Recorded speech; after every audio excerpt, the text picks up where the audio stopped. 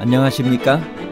인생의 복잡한 문제들을 말씀으로 단칼에 해결해주는 김종근 목사의 궤도 남마입니다.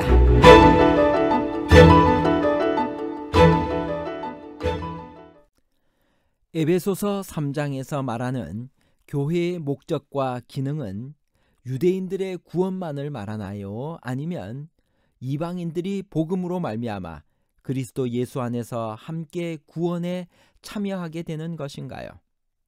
유대인 구원과 이방인 구원에 관한 복잡한 문제를 하나님 말씀의 가르침으로 명쾌하게 해결해 드리겠습니다. 바울은 이 편지를 어디서 쓰고 있다고 밝히나요?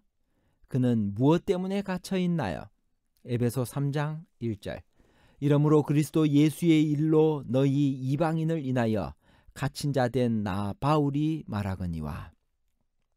바울이 비교적 장기간 감옥에 투옥되었던 일은 두 번입니다. 한 번은 10년에 걸친 전도 여행을 마치고 예루살렘에 돌아와서 유대인 폭도들 때문에 산헤드린의 재판을 받고 총독에게 보내져 그 당시 총독부가 있던 가이사랴의 감옥에서 2년을 보낸 것입니다. 또 한 번은 그가 황제에게 호소하여 재판을 받기 위해 로마의 감옥에서 2년 동안을 기다린 것입니다. 바울이 에베소서를 로마의 감옥에서 썼기 때문에 옥중서신이라고 불립니다.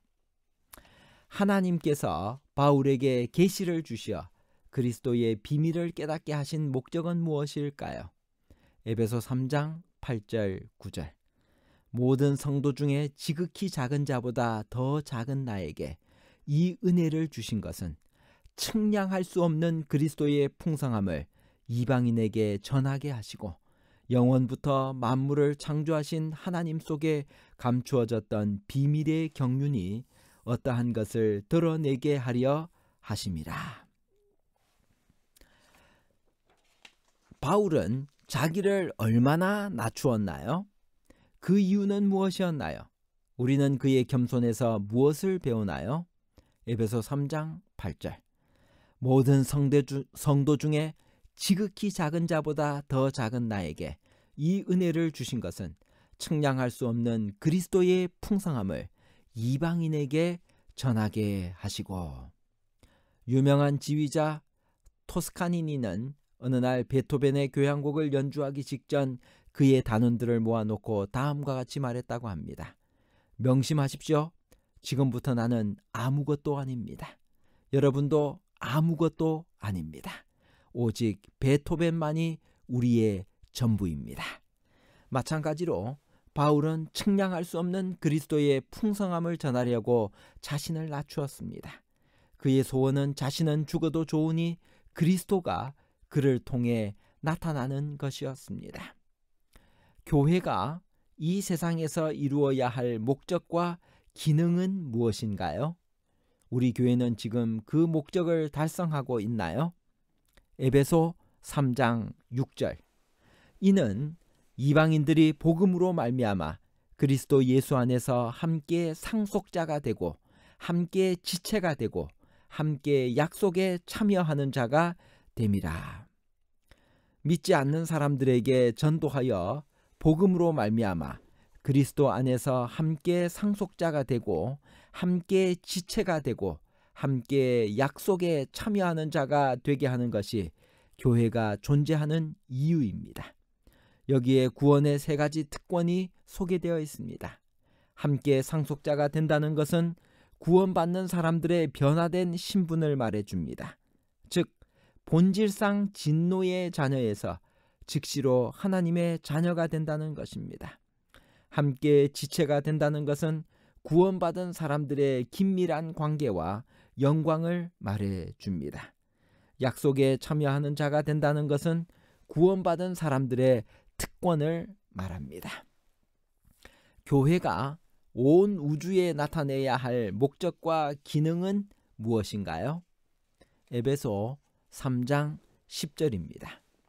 이는 이제 교회로 말미암아 하늘에 있는 통치자들과 권세들에게 하나님의 각종 지혜를 알게 하려 하심이니.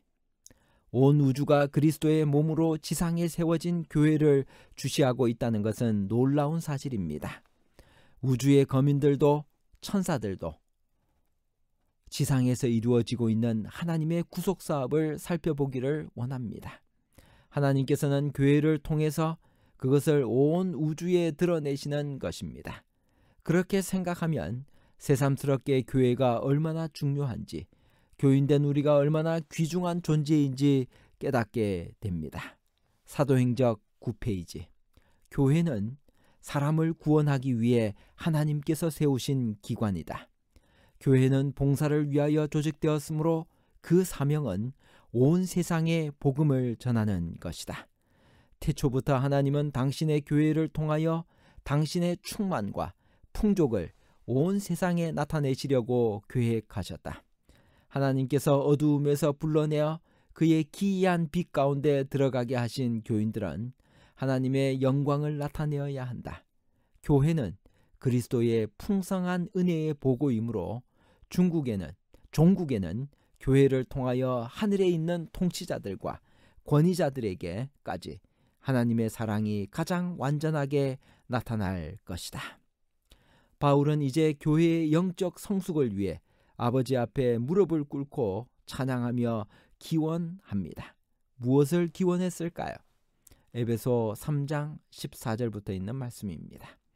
이러므로 내가 하늘과 땅에 있는 각 족속에게 이름을 주신 아버지 앞에 무릎을 꿇고 비노니 그의 영광의 풍성함을 따라 그의 성령으로 말미암아 너희 속사람을 능력으로 강건하게 하시오며 믿음으로 말미암아 그리스도께서 너희 마음에 계시게 하시옵고 너희가 사랑 가운데서 뿌리가 박히고 터가 굳어져서 능히 모든 성도와 함께 지식에 넘치는 그리스도의 사랑을 알고 그 너비와 길이와 높이와 깊이가 어떠함을 깨달아 하나님의 모든 충만하신 것으로 너희에게 충만하게 하시기를 구하노라.